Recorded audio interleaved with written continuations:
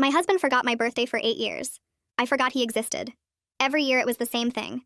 My birthday would come, and Roger would act like it was just another Tuesday. No card, no flowers, no dinner, nothing. He'd come home from work, ask what was for dinner, and watch TV until bed. When I'd mention it was my birthday, he'd say we were too old for that stuff and birthdays were for kids. He'd say real adults didn't need parties and presents. But Roger's birthday was different. He'd start talking about it 2 months before. He'd send me links to expensive watches and golf clubs. He'd make restaurant reservations at places that cost $300 per person. He'd invite his friends over for poker nights and expect me to cook for everyone. He'd sulk if his gifts weren't perfectly wrapped with ribbons and bows. For his 40th birthday, he wanted a surprise party. I spent 3 months planning it. Rented a private room at his favorite steakhouse, invited 50 people, hired a photographer, and ordered a custom cake shaped like his vintage car. He loved it and told everyone I was the perfect wife who knew exactly how to treat her man. 2 weeks later was my 40th birthday. Roger went golfing. Didn't even say happy birthday when he left. Came home at 8 p.m. and asked why dinner wasn't ready. I reminded him it was my birthday. He said I should have reminded him earlier and grabbed a beer. That was year 8 of this. 8 years of my birthdays being nothing, while his were productions. His mother, Nancy, would call him at midnight on his birthday, singing to him. She'd never once called me on mine, even though I'd been married to her son for almost a decade. She'd actually told me that women who expected birthday celebrations were high maintenance. Roger's sister would post long Facebook messages about what an amazing brother he was on his birthday. On mine, she'd post about random things like her new diet. Roger kept a list on his phone of everything he wanted for birthdays and Christmas. He'd check items off as he received them and complain if something was the wrong brand or color. When I asked him once what he was getting me, he said my gift was being married to him. He actually said that with a straight face. Year 9 was when I stopped trying. My birthday came and went without a word from Roger. He didn't even notice I'd taken the day off work. I spent it at a spa using money from my separate account, which he didn't know about. I'd been saving $20 here and there for months. When I came home relaxed and happy, he complained that I looked different and asked if I'd changed my hair. I said no and made his dinner like always. But I also started planning. For Roger's birthday that year, I did absolutely nothing.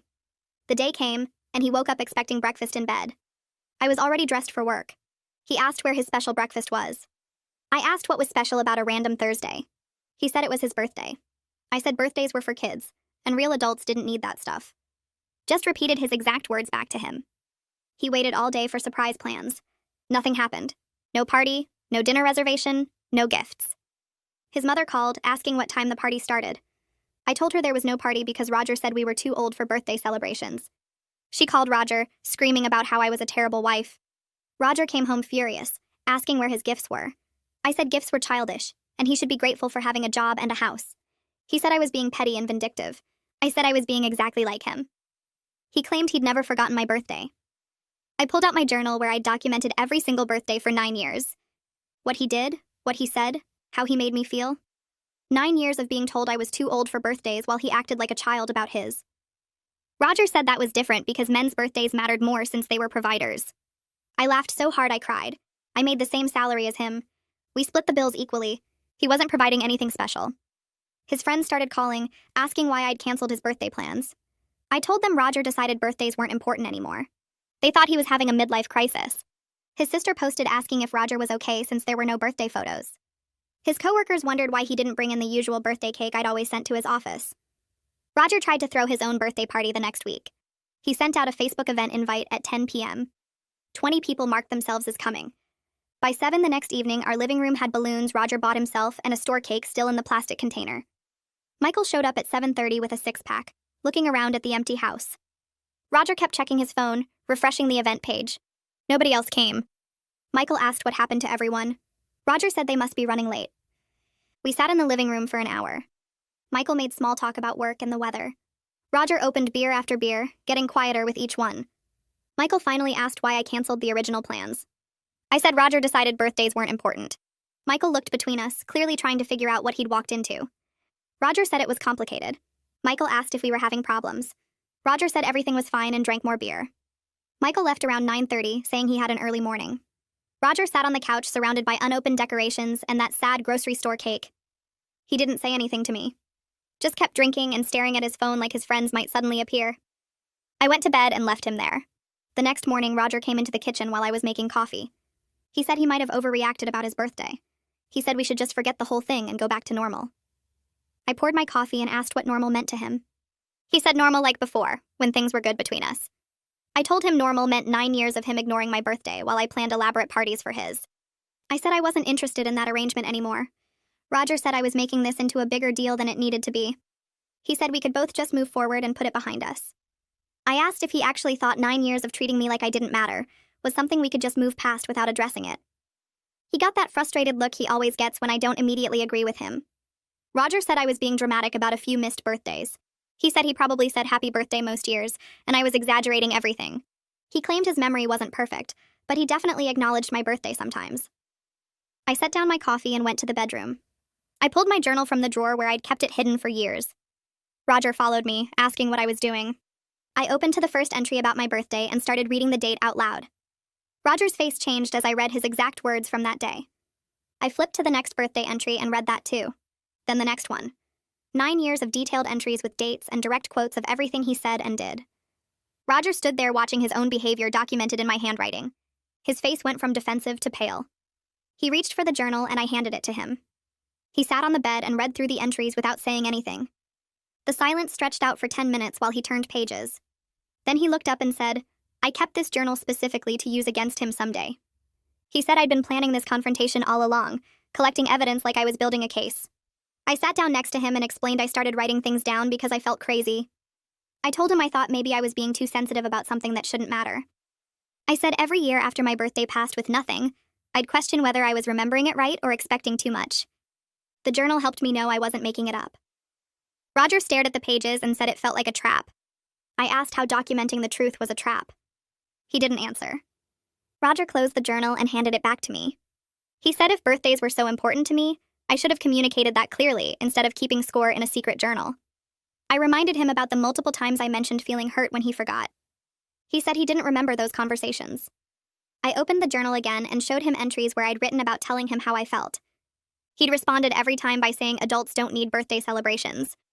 Roger said that was just his opinion, and I should have pushed back harder if I really cared. I asked how much harder I was supposed to push when he dismissed my feelings every single time.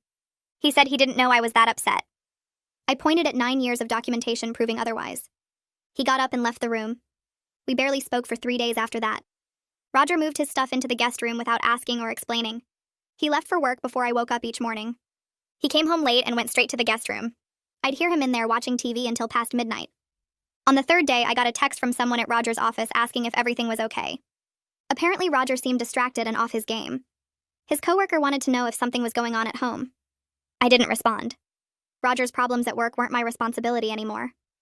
On the fourth morning, my phone rang while I was getting ready for work. The caller ID showed Roger's mom. I almost didn't answer but knew she'd just keep calling. I picked up and before I could say hello, she demanded to know why I was punishing her son over something petty and childish. She said Roger was miserable and it was my fault. I asked if Roger told her what actually happened. She said he told her I was upset about birthdays and making his life difficult. She launched into a lecture about how marriage requires sacrifice and compromise. She said relationships take work, and I needed to be more understanding. I listened to her talk about sacrifice while thinking about 9 years of me sacrificing everything. She said compromise meant meeting in the middle. I wondered where the middle was between everything and nothing. I interrupted her and said Roger learned his entitled behavior from somewhere. I told her maybe she should examine her own role in teaching him that his needs matter more than everyone else's. I said she'd enabled him his entire life by treating his birthdays like national holidays, while telling me women who want birthday celebrations are high maintenance. She made it sound like I'd slapped her. Then she said Roger deserves better than a vindictive wife who holds grudges. She hung up before I could respond. I finished getting ready for work, and wasn't even surprised when my phone buzzed with a text notification. The text was from Roger's sister. It was 3 paragraphs long about family loyalty, and how I was tearing the family apart over nothing. She used multiple crying emojis. She said Roger was her brother and she'd always support him no matter what. She said I was being cruel and unreasonable. She said family means sticking together through disagreements. I read the whole thing and didn't reply. 20 minutes later, she sent another text asking if I got her message. I still didn't respond. An hour after that, she posted a vague Facebook status about fake family members who abandon you over minor disagreements. The post got 15 likes from Roger's relatives. I turned off my phone and went to work. Roger came home that evening carrying flowers from the grocery store. He set them on the kitchen counter and said he'd been thinking about everything. He said he wanted to work on our marriage. He suggested we see a counselor together to help us through this rough patch. I looked at the flowers still in their plastic sleeve and felt something like hope for the first time in days. Then Roger added that the counselor could help me understand why I was overreacting. The hope disappeared as fast as it came. I asked if he seriously thought a counselor would tell me I was wrong for wanting basic consideration. He said a professional could give us both perspective. I realized he expected the counselor to fix me, not help us both change. The flowers stayed on the counter. I didn't put them in water. I told Roger we could do counseling, but only if we picked someone together. He looked at me like I'd just accused him of something terrible and said he wouldn't try to stack the deck in his favor. I pointed out that he'd just suggested the counselor would help me understand why I was overreacting, which sounded exactly like stacking the deck. He opened his mouth to argue, but nothing came out. He walked away, and I heard the guest room door close again. At work the next day, Nadine from accounting stopped by my desk during lunch. She asked if I was doing okay because I seemed different lately. I'd worked with Nadine for 6 years, but we mostly just made small talk about weekend plans and complained about the coffee machine. I hesitated, but something about her genuine concern made me give her the short version of the birthday situation. She stared at me with her mouth slightly open and didn't say anything for a solid 10 seconds. Then she told me her husband would be sleeping in a hotel if he pulled that crap. She said it loud enough that 2 people at nearby desks looked over. I felt my face get hot, but also something like relief that someone else thought Roger's behavior was actually wrong. Nadine pulled up a chair and told me about the early years of her marriage. She said her husband used to leave his dirty dishes by the sink instead of putting them in the dishwasher. She'd asked him nicely to put them away, and he'd say he would, but then wouldn't do it. This went on for months until she stopped doing his laundry. He asked where his clean clothes were, and she told him she only washed dishes that made it into the dishwasher, so she only washed clothes that made it into the hamper. His stuff had been on the floor. He tried to argue that she was being petty, and she told him she refused to accept treatment she wouldn't give him. She said she'd never leave his dishes by the sink expecting him to deal with them, so why should she accept him doing it to her? He started putting his dishes in the dishwasher that same day. Nadine looked at me and said, "Marriage only works when both people give the same effort." She said I'd been accepting less than I gave for 9 years, and that wasn't a marriage. It was me being Roger's personal assistant. Her words hit me like cold water. I'd been telling myself maybe I was too sensitive about birthdays. Maybe Roger just showed love differently. Maybe I needed to communicate better. But Nadine was right. I'd been gaslighting myself for years, making excuses for Roger's behavior instead of seeing it for what it was. He treated his birthday like a national holiday, and mine like any random Tuesday, because he genuinely believed his mattered more than mine. And I'd let him believe that by going along with it year after year. 2 days later, Roger told me he'd found a marriage counselor and booked us an appointment for Thursday at 6. I asked when he was planning to check if that time worked for me. He said someone had to take initiative since I was dragging my feet about finding someone. I felt that familiar anger rising in my chest. I told him he'd just made a unilateral decision about our joint counseling, which was exactly the kind of thing we needed counseling about. He rolled his eyes and said I was being difficult on purpose. I wrote down the appointment time and didn't say anything else. Thursday came and we drove to the counselor's office in silence. Roger kept adjusting his shirt collar and checking his phone. The counselor's name was Marlena, and her office was in a small building downtown with plants in every corner. She was maybe 50 with gray streaks in her dark hair, and she smiled at both of us like we were interesting instead of broken. She asked us to tell her why we were there. Roger started talking before I could open my mouth. He said we'd been having some disagreements lately and he wanted to work on our communication. Marlena nodded and asked him to be more specific. He said I'd been upset about some birthday stuff and he wanted to understand my perspective better. Marlena turned to me and asked if I agreed with Roger's description. I said that was one way to describe 9 years of him ignoring my birthday, while expecting elaborate celebrations for his. Roger shifted in his seat and said I was exaggerating. Marlena held up her hand and asked Roger to let me finish speaking. I kept talking, and Roger interrupted twice more in the next 10 minutes. Each time Marlena stopped him and asked him to wait until I was done. I could see his jaw getting tighter each time she did it. Marlena asked Roger to describe a recent conflict between us. He said I'd suddenly become unreasonable after years of peaceful marriage. He said we'd always had a good relationship until I decided to cancel his birthday plans without warning. He made it sound like I'd woken up one day and randomly decided to ruin his birthday for fun. I interrupted and said that wasn't accurate at all. I pulled out my journal and started reading entries from the past 9 years. Roger's 40th birthday when he went golfing and came home asking why dinner wasn't ready. My 38th birthday when he told me my gift was married to him. My 36th birthday when he said birthdays were for kids. Marlena listened to every word and took notes. When I finished reading, she asked if she could see the journal at our next session. Roger looked like he'd been slapped. The drive home was awful. Roger gripped the steering wheel so hard his knuckles went white. He said I'd made him look bad by bringing the journal and ambushing him with details. I told him those details were our actual history, and if the truth made him look bad, maybe he should examine his behavior instead of blaming me for documenting it. He said I was twisting everything to make him seem like a villain. I asked him which part I'd twisted. He didn't answer. The next morning, Roger accused me of turning the counselor against him. He said Marlena was clearly biased toward women and only listened to my side.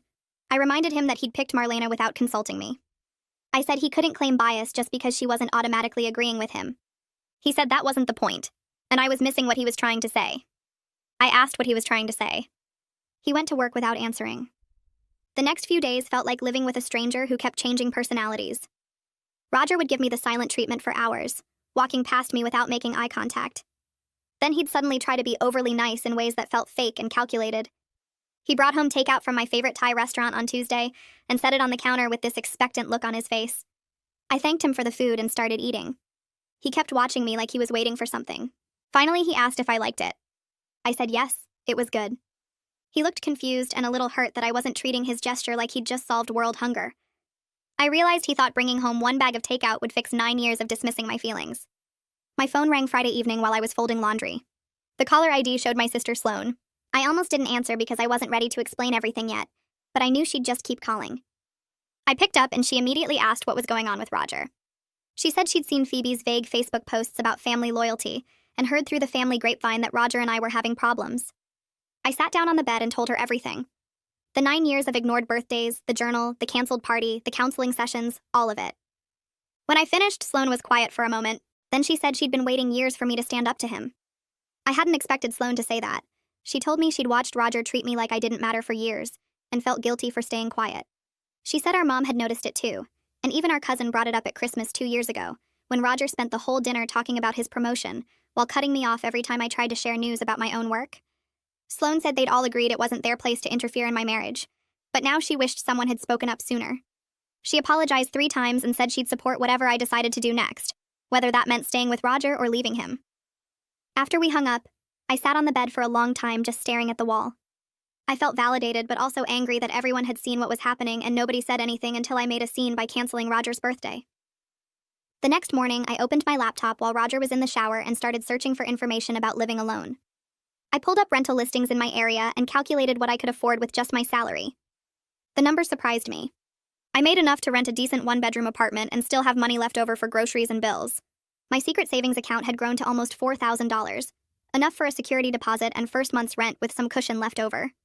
I opened a spreadsheet and started listing all our shared expenses, figuring out which ones I'd need to cover alone and which ones would disappear if I left. The math worked. I could actually do this if I needed to. That realization felt terrifying and exciting at the same time, like standing at the edge of something huge and unknown. I heard the shower turn off and quickly closed all the tabs on my laptop. Roger walked into the bedroom wrapped in a towel, his hair still dripping. He glanced at my screen and asked what I was working on. I told him it was just work stuff and closed the laptop completely, my heart beating faster than it should have been. He looked at me for a second like he wanted to ask more questions, then shrugged and went to get dressed. I sat there feeling guilty about lying, but also protective of the information I'd just gathered, like I needed to keep it safe until I figured out what to do with it. Our second counseling session happened 3 days later. Marlena had my journal sitting on the side table when we walked in. She said she'd read through all 9 years of entries and wanted to discuss them with both of us. Roger shifted in his seat and crossed his arms. Marlena opened the journal to a page she'd marked and asked Roger how he thought his behavior over those 9 years had affected me. He was quiet for what felt like forever, then said he didn't mean to hurt my feelings.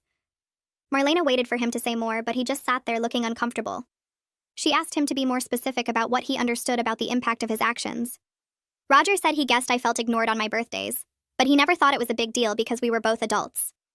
Marlena wrote something down and asked if that was all he had to say after reading 9 years of documented hurt. Roger said he wasn't good with feelings and didn't know what else she wanted him to say. Marlena put the journal down and introduced a new topic called emotional labor. She asked Roger to describe everything I did to make his birthday special. He sat up a little straighter and started listing things. The restaurant reservations, the gift shopping, the party planning, the coordination with his friends and family, the custom cakes, the perfect wrapping, the surprise elements. He talked for almost 5 minutes about all the work I put in, and I could tell he was proud of how well I'd always celebrated him. Then Marlena asked what he did for my birthdays. Roger opened his mouth and then closed it again. He said he usually said happy birthday. Marlena asked what else. Roger looked at the floor and admitted there wasn't much else. She let that sit in the silence between us for a full minute before moving on. The session ended with Marlena giving Roger homework.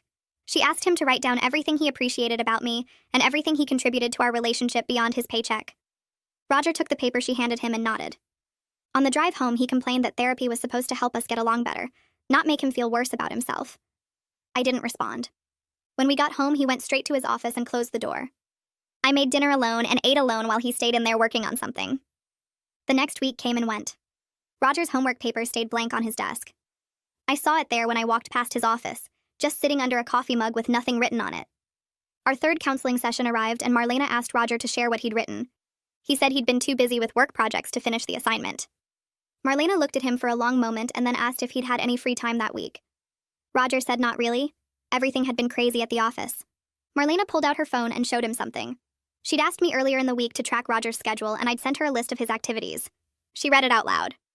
Golf on Tuesday afternoon, golf again on Thursday morning, poker night on Friday, football on Sunday. Marlena asked Roger to examine his priorities and explain how he'd found time for 4 recreational activities, but couldn't find 30 minutes to complete homework that might save his marriage. Roger's face turned red. He said those activities helped him relax and manage stress from work. Marlena asked if his marriage was less important than golf. Roger said that wasn't fair and she was twisting his words. She asked him to explain what he meant then. Roger got louder and said he was tired of being treated like the villain in every session when he'd been a good husband for 9 years. He said he provided for our household, he never cheated, he never hit me, and he showed up to counseling even though he didn't think we needed it. Marlena stayed calm and said those were baseline expectations for any partner, not special achievements that deserved credit. She said not being abusive wasn't something he should expect praise for, because that was the bare minimum of human decency. Roger looked like she'd slapped him. I could see him trying to think of a comeback, but nothing came out. Then I spoke up for the first time that session. I said I was tired of being grateful for the bare minimum while Roger expected constant celebration and acknowledgement for every little thing he did. I said I'd spent 9 years making him feel special and important while he made me feel invisible and unworthy of the same effort. I told him clearly that I deserved the same consideration and effort I'd given him all those years, and if he couldn't understand that, then maybe we didn't belong together. My voice didn't shake. I didn't cry. I just said what I needed to say, and then stopped talking. Roger went quiet after that. He didn't argue or defend himself. He just sat there staring at his hands. The session ended, and we drove home in complete silence. When we got to the house, Roger went straight to the garage instead of coming inside. About 20 minutes later, I heard another car pull up and saw Michael getting out. He walked into the garage and the door closed behind him. I could hear their voices through the wall but couldn't make out the words. They stayed out there for over 2 hours. I wondered what version of our story Roger was telling his friend, whether he was painting himself as the victim or actually being honest about his behavior. I made dinner and ate alone again, then went upstairs to read. The garage door finally opened around 9 and I heard Michael's car leave. Roger came inside and went straight to bed without saying anything to me. He looked shaken up in a way I hadn't seen before, like something Michael said had gotten through to him in a way Marlena and I couldn't. I heard the front door close and footsteps coming back toward the house.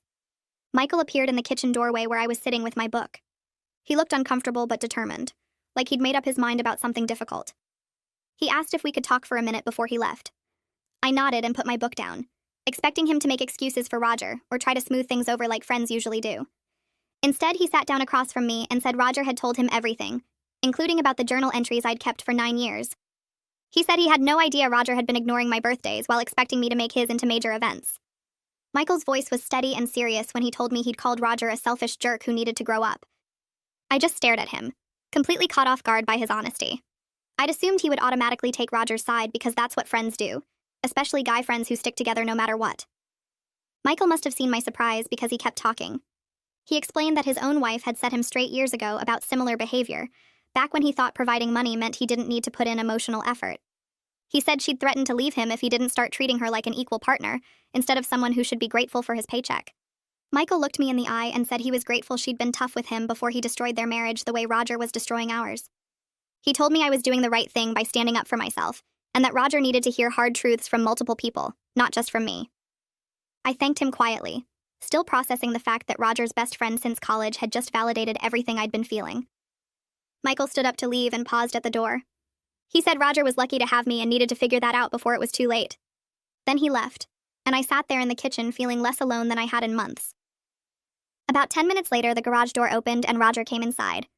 His face looked different, sort of shaken and pale in a way I hadn't seen before. He walked slowly into the kitchen and leaned against the counter instead of sitting down.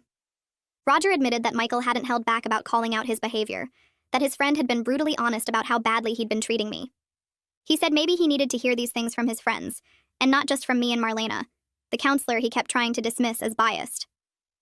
Roger's voice was quiet, and he wasn't making eye contact, just staring at the floor tiles.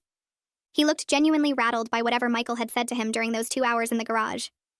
I didn't say anything, just waited to see if he'd actually do something different, or if this was another temporary moment of awareness that would fade by tomorrow. He asked if I wanted anything, and I said no. Roger nodded and went upstairs without his usual routine of checking his phone or turning on the TV. I stayed in the kitchen thinking about how strange it felt to see him actually affected by criticism from someone other than me. The next week brought small changes that felt weird and uncomfortable. Roger started asking about my day when he got home from work, and instead of half listening while scrolling through his phone, he actually looked at me and seemed to pay attention to my answers. He offered to make dinner twice without me asking or hinting. He remembered I had a dentist appointment and asked how it went when I got home. The efforts felt stiff and unnatural, like he was following a script or checking items off a list of things good husbands should do. I could tell he was trying, but it didn't feel genuine yet. More like someone performing actions they'd been told were important without really understanding why. Still, I acknowledged his attempts because they were more than he'd done in years. When he asked about my project at work, I gave him real details instead of the usual brief summary I'd learned to provide. When he made spaghetti for dinner, I thanked him and said it was good, even though the sauce was watery. These tiny interactions felt like we were learning a new language together, stumbling over words and grammar, but at least making the effort to communicate. Part of me stayed guarded, waiting for him to get tired of trying and slip back into old patterns. Part of me felt cautiously hopeful that maybe this could actually lead somewhere different. My birthday started creeping into my awareness like an approaching storm. The date sat on the calendar, getting closer each day, and the tension in the house grew thicker with all the things we weren't saying out loud. Roger knew this was a test. I knew this was a test. We both moved around each other carefully, overly polite in a way that felt exhausting. He'd glance at me sometimes with this nervous expression, like he was trying to read my mind and figure out what I expected. I caught myself doing the same thing, wondering if he'd actually remember this year, or if the past week of small efforts would evaporate when it mattered. The unspoken pressure made everything feel heavy and strange. We'd have normal conversations about groceries or whether to call the plumber about the bathroom sink, but underneath every interaction was this awareness that something important was coming. Roger seemed jumpy and distracted, checking his phone more than usual but in a different way than before, like he was looking up information instead of just scrolling mindlessly. I tried to focus on work and my normal routine, but the approaching date kept pulling at my attention. 9 years of nothing had taught me not to hope, but the past week of changes made it impossible not to wonder if this time might actually be different. 3 days before my birthday, Roger found me in the living room folding laundry. He stood in the doorway looking nervous, shifting his weight from one foot to the other. Then he asked directly what I wanted to do to celebrate my birthday. The question hit me like cold water. After 9 years of silence and dismissal, I didn't know how to respond to such a straightforward, normal question. My brain seemed to freeze up, unable to form an answer. I'd spent so long training myself not to expect anything, not to even think about what I might want, that when faced with the actual question, I had nothing ready. Roger waited while I stood there holding a towel, my mouth opening and closing without words coming out. I could see hurt flash across his face, like my inability to answer immediately was rejection. He asked if I was okay, and I managed to say I needed to think about it. Roger's shoulders dropped and he nodded slowly before leaving the room. I finished folding the laundry in silence, annoyed with myself for not being able to just say something simple like dinner or a movie. But the truth was I genuinely didn't know what I wanted because I'd stopped letting myself want anything years ago. At our next counseling session, I told Marlena about Roger's question and my frozen response. She listened carefully, and then explained that I was protecting myself from disappointment, which made complete sense after years of being let down. Marlena said my reaction was totally normal and reasonable given my history. She asked what would feel safe to ask for, something that wouldn't devastate me if Roger messed it up. I thought about it during the session while Roger sat quietly beside me, not interrupting or defending himself for once. Marlena suggested starting small with something specific and manageable, a clear request that Roger could either meet or not meet without ambiguity.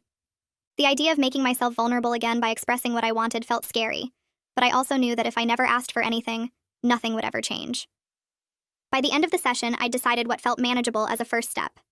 Marlena seemed pleased and told Roger this was his opportunity to show through actions instead of just words that he was actually changing. Roger nodded seriously and said he understood. That evening after dinner, I told Roger what I wanted. I said I wanted a nice dinner at a restaurant I would choose, and I wanted him to plan and arrange everything without me having to provide detailed instructions or reminders. I explained this felt like a reasonable test of whether he could put in real effort without me doing all the emotional labor of managing the process. Roger listened without interrupting, and when I finished, he said okay. He looked nervous, but also determined, like he recognized how important this was. I gave him the name of a restaurant I'd mentioned loving several months ago, curious if he'd remember me talking about it or if he'd need me to explain why I picked that place. Roger wrote down the name on his phone and said he'd take care of everything. The conversation felt formal and slightly awkward, like we were negotiating a business arrangement instead of planning a birthday celebration. But at least we were communicating clearly about expectations, instead of me hoping he'd magically figure out what I needed. Over the next 2 days, I caught Roger researching restaurants on his phone multiple times. He'd be sitting on the couch with his laptop open, scrolling through reviews and menus with a focused expression. I saw him making notes in a small notebook he usually only used for work projects. Every instinct in my body wanted to help him, to offer suggestions or check if he needed anything. I'd spent so many years managing every detail of our lives that watching him struggle felt uncomfortable and wrong. But I forced myself to stay quiet and let him figure things out on his own. This was the whole point of the test, to see if he could actually handle planning something without me doing half the work. When he asked me once if I had any food allergies he'd forgotten about, I just reminded him I'm allergic to shellfish like I've been our entire marriage. He nodded and wrote that down too. Watching him put in visible effort created this weird mix of feelings in my chest, something between hope and fear that I couldn't quite name. My birthday morning arrived and I woke up to the smell of coffee. Roger was standing beside the bed holding a mug and a card in his hands. He looked nervous and almost shy, completely different from his usual morning gruffness. I sat up and he handed me the coffee first, made exactly how I like it with cream and 1 sugar. Then he gave me the card, which had flowers on the front and looked like he'd spent actual time picking it out instead of grabbing the first one he saw. I opened it and the printed message inside was generic birthday wishes, but below that, Roger had written several lines in his own handwriting. The note acknowledged the 9 years he'd missed and ignored, admitting he'd been selfish and wrong. He wrote that he was sorry and wanted to do better, that he was starting to understand how much he'd taken me for granted. The handwriting was messy and some words were crossed out where he'd changed his mind about what to say. Reading his words made my throat tight and my eyes burn with tears I wasn't ready to let fall. I looked up at Roger and he was watching my face anxiously, waiting for my reaction. I told him thank you, my voice coming out rougher than I intended. He smiled slightly and said the reservation was at 7, and that I should wear whatever I wanted because tonight was completely about me. I spent the rest of the morning in a strange state between hope and fear. Roger left for work early, kissing my forehead before he went, which felt like something from years ago before everything became routine and resentment. I got ready slowly, trying on 3 different outfits before settling on a simple dress I'd bought months ago but never worn. The effort felt important somehow, like I was meeting someone new instead of having dinner with my husband. Work dragged by in a blur of emails and meetings where I contributed just enough to seem present while my mind kept circling back to tonight. Nadine stopped by my desk during lunch and asked if I was feeling okay because I seemed distracted. I told her it was my birthday, and Roger was taking me to dinner. She raised her eyebrows and asked if this was the same Roger who'd ignored my birthday for 9 years. I said yes, and that he seemed to be trying to change things. She squeezed my shoulder and told me to enjoy it, but keep my eyes open. The restaurant Roger chose was actually the place I'd mentioned back in March when my coworker brought in leftovers that smelled amazing. I'd commented that I wanted to try it sometime, just a casual remark during lunch break that I didn't think anyone was listening to.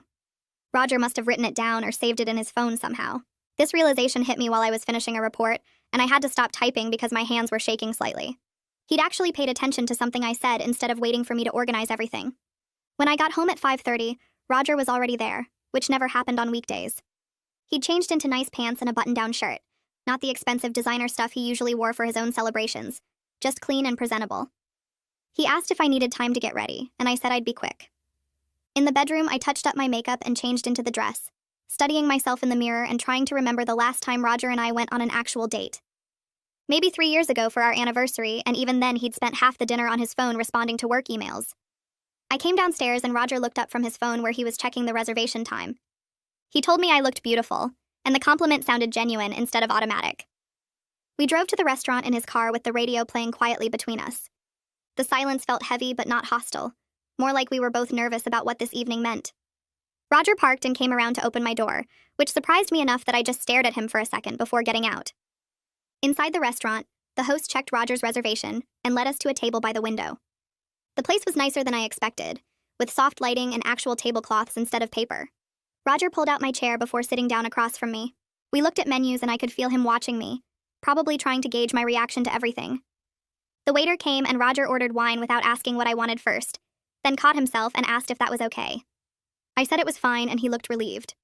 We made small talk about work and the weather, both of us avoiding the bigger conversation hovering between us. When our food arrived, Roger asked about a project I'd mentioned weeks ago, and I realized he'd actually remembered details I'd told him. This kept happening throughout dinner, him referencing things I'd said in passing, demonstrating he'd been listening even when I thought he was tuned out. The evening felt strange and slightly uncomfortable, like we were learning how to talk to each other again after years of just existing in the same house. After we finished eating, Roger pulled a wrapped box from under his chair. The wrapping was messy and clearly done by him, not by a store employee, which somehow made it more meaningful. I opened it carefully and found a set of professional art supplies, watercolors and brushes, and thick paper designed for painting. I looked up at him confused because this wasn't something I'd asked for or expected. Roger explained that I'd mentioned months ago wanting to try painting, just a random comment while we were watching a home improvement show. He said he'd researched what beginners needed and picked supplies that would be good for learning. I touched the brushes and felt tears burning behind my eyes because this gift showed he'd listened to something I cared about instead of buying what he thought I should want. I thanked him, and my voice came out rougher than I meant it to. Roger reached across the table and took my hand, saying he knew one good birthday didn't fix 9 years of being selfish and wrong. He said he understood if I didn't trust this yet, and that he had a lot of work to do to prove he was actually changing. I squeezed his hand and told him this birthday felt different, really different, but that I needed to see consistent effort over time, not just one nice day. Roger nodded and said he was rebuilding trust he'd destroyed through years of entitled behavior, and he knew that would take time. We sat there holding hands across the table while the waiter cleared our plates, and for the first time in years, I felt like maybe we could actually fix what was broken between us. The drive home was quieter but more comfortable, and when we got inside, Roger asked if I wanted to try the art supplies. I said maybe tomorrow because I was tired from the emotional weight of the day. He kissed me goodnight at the bedroom door, a real kiss instead of the quick peck we'd been doing for months, and told me happy birthday one more time. I lay in bed that night holding the card he'd given me that morning, reading his messy handwriting over and over, trying to decide if I believed this change was real or just temporary performance. The next morning, my phone rang while I was making coffee.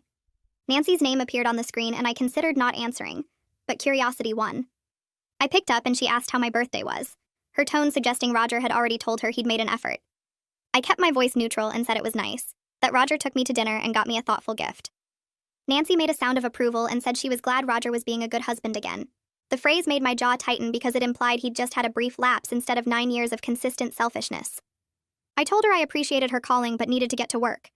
She said she hoped things would go back to normal now, and I said we were working on finding a new normal, not going back to the old one. The distinction seemed to confuse her, and she ended the call quickly. I felt satisfied that I'd maintained my boundary without being rude, refusing to absolve her of enabling Roger's behavior just because he'd managed one decent birthday. Roger and I had our next counseling session that Thursday. Marlena asked how my birthday went, and I described the dinner and the gift, while Roger sat beside me looking nervous. Marlena acknowledged that Roger had made genuine effort, and that planning something thoughtful was real progress. Then she looked at both of us seriously and said one good day didn't mean the underlying problems were solved. She explained that real change required sustained effort over months, not isolated gestures when the pressure was on. Marlena assigned us new homework about identifying the beliefs and patterns that created our dynamic. She wanted us to separately write about messages we'd received growing up about gender roles and relationships, then discuss them together. Roger shifted uncomfortably in his chair, but agreed to do the assignment. On the drive home, he was quiet, and I could tell he was processing what Marlena said about sustained effort. That weekend, we sat at the kitchen table with our homework sheets. Roger had actually filled his out, which surprised me since he'd skipped the last assignment.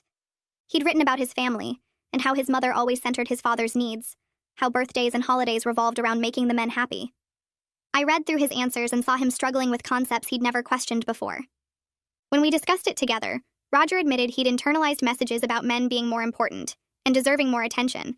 He said he'd never thought about whether that was fair or true, just accepted it as normal because that was how his family operated. This moment felt significant, watching him genuinely reflect on beliefs he'd held his entire life.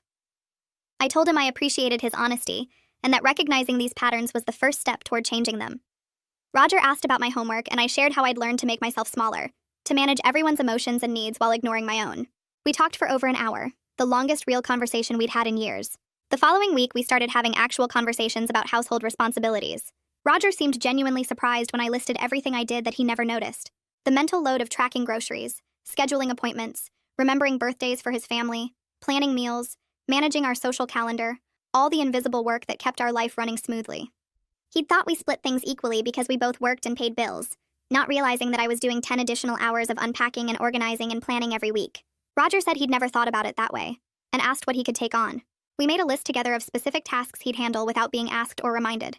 He'd do the grocery shopping using a list he maintained, schedule his own appointments and remember them, and take over planning for his family's birthdays and holidays.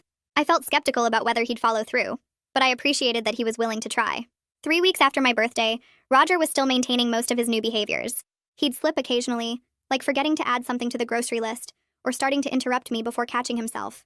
But he was making visible effort, and I noticed him genuinely trying to remember things I mentioned and show interest in my life. He'd ask about my day and actually listen to my answer instead of waiting for his turn to talk. He'd check in about plans before making commitments that affected both of us. Small changes that added up to feeling like he saw me as a person instead of a supporting character in his life. One afternoon, my sister Sloane came over for coffee.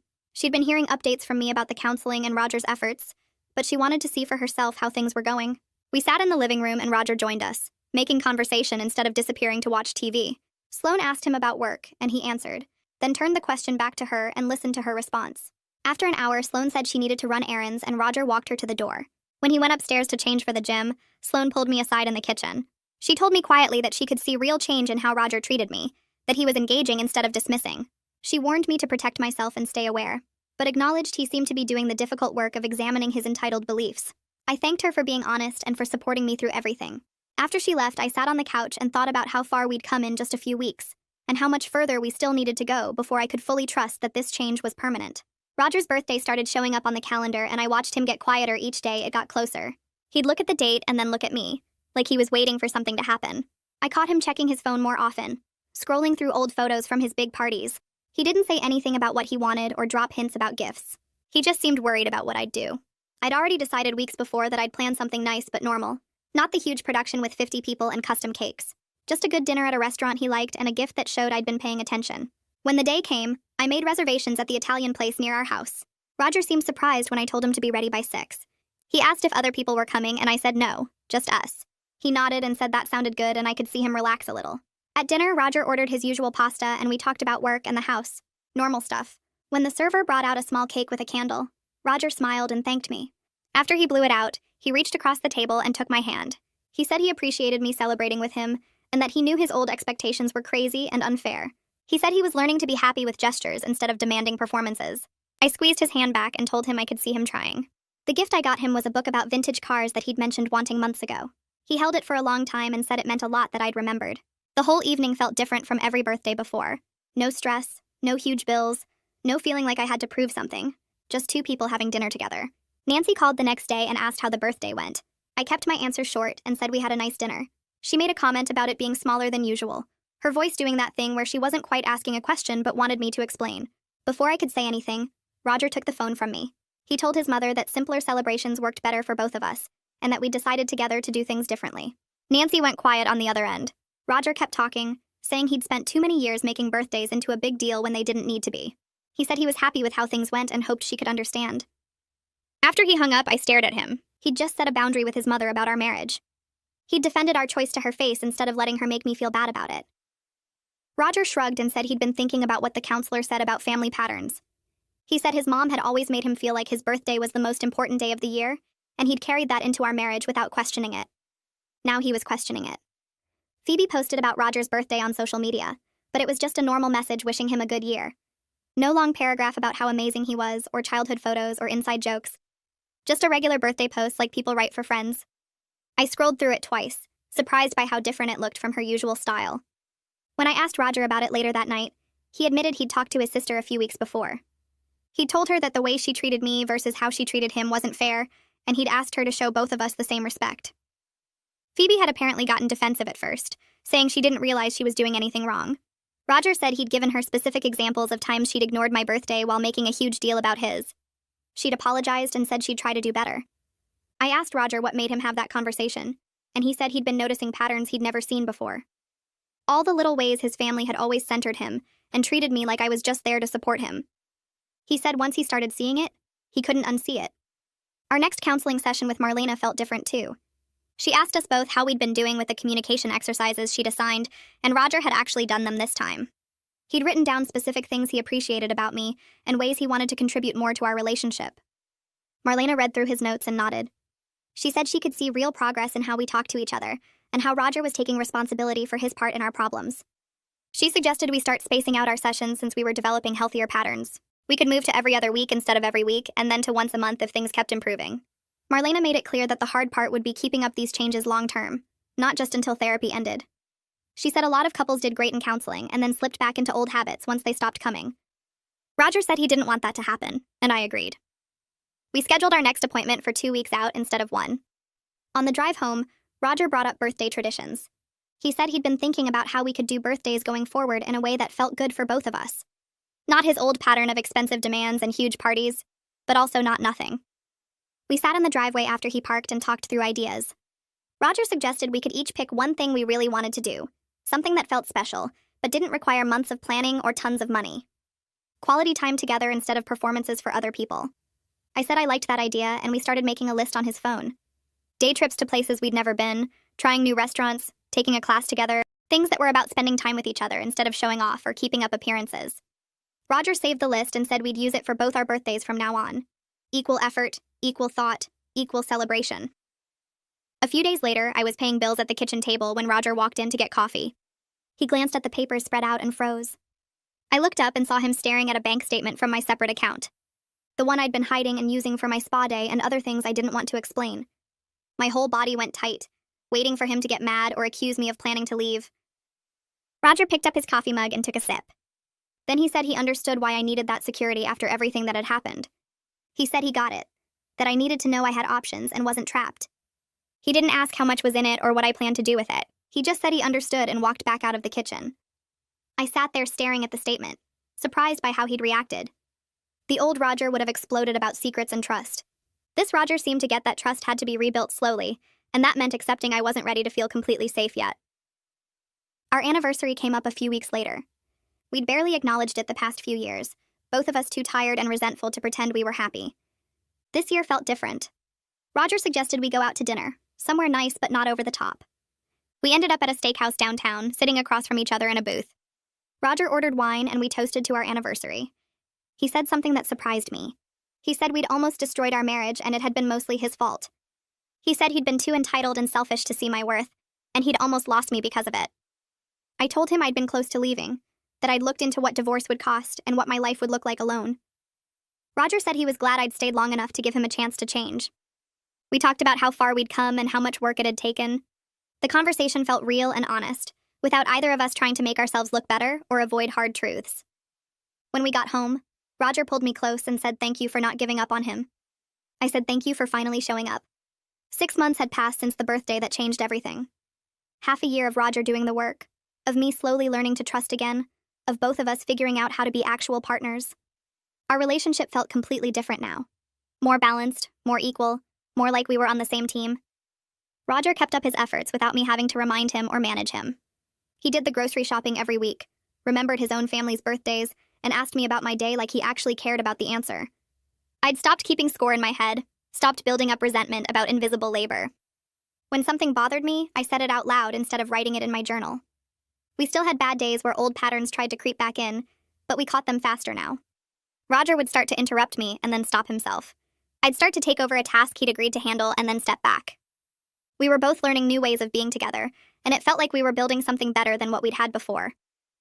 Nadine pulled me aside at work one afternoon and said I seemed different lately. Happier, more confident, not carrying around that heavy weight I used to have. I told her things were genuinely better at home, that Roger had done serious work on himself and our marriage. She asked if I trusted it would last, and I said I was hopeful but still careful. I told her about keeping my separate account and how Roger had seen the statement and just were accepted it. Nadine nodded and said that was a good sign, that real change meant respecting my need for security. She said she was proud of me for standing up for myself and not accepting less than I deserved. I thanked her for being someone I could talk to about everything, for validating my feelings when I'd thought I was crazy for being upset. She hugged me and said that's what friends were for. Walking back to my desk, I thought about how much had shifted in half a year. How I'd gone from invisible and taken for granted to actually seen and valued. How Roger had gone from entitled and oblivious to aware and trying. How we'd both learned that real love required equal effort, mutual respect, and the willingness to change when you'd been wrong. A month later, Roger came home from work on a Wednesday and told me to pack a bag for the weekend. I looked up from my laptop, confused, because there was nothing on the calendar, and neither of us had birthdays or anniversaries coming up.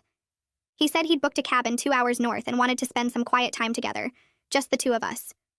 I asked what the occasion was, and he said there wasn't one, that he just wanted to be with me away from regular life and responsibilities. The gesture caught me off guard in the best way because it felt completely natural, not like he was checking a box or trying to prove something. We left Friday afternoon and spent the weekend hiking, cooking simple meals, and talking about things we never seemed to make time for at home. Roger asked about my childhood and listened to stories I'd told before without interrupting or changing the subject to himself. We played cards and watched old movies and didn't check our phones except to take a few pictures. On Sunday morning, Roger made coffee and brought it to me on the porch, sitting down beside me without saying anything for a while. He eventually said he was grateful I'd given him the chance to become someone worth being married to, and I told him I was grateful he'd done the work, instead of just pretending to change.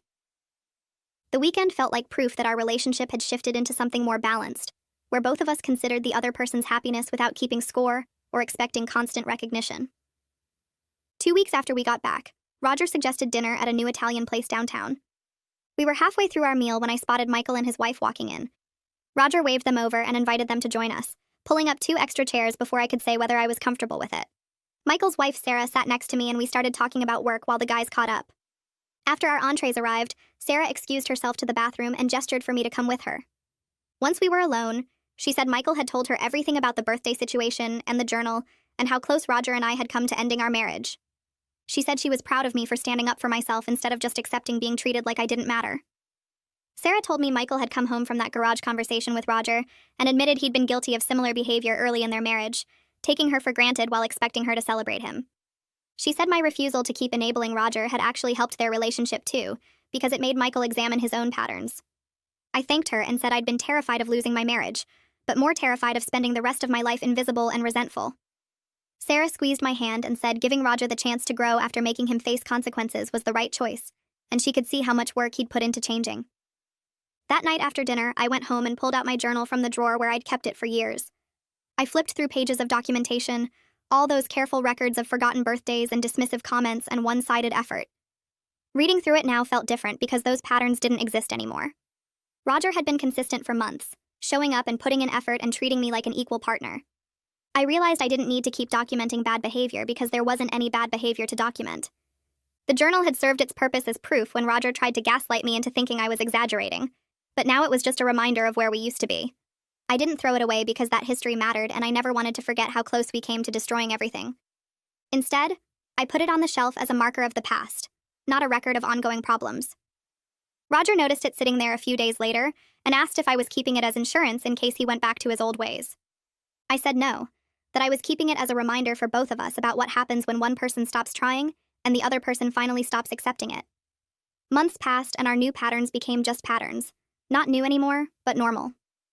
I stopped bracing for disappointment every time Roger said he'd handle something because he actually followed through without me having to remind him or take over. We split household tasks without negotiating or keeping score, both of us just doing what needed doing. Roger asked about my day and actually listened to my answers, asking follow-up questions instead of waiting for his turn to talk about himself. When problems came up, we talked about them right away, instead of me writing them down in silence while resentment built. I felt genuinely happy in my marriage for the first time in years, not just content or resigned, but actually happy to come home and spend time with my husband. I'd taught Roger how to be a real partner by refusing to accept anything less than I deserved, and he'd learned that real love required equal effort from both people. We both understood now that mutual respect wasn't something you demanded or withheld as punishment, but something you built through consistent actions and willingness to change when you were wrong.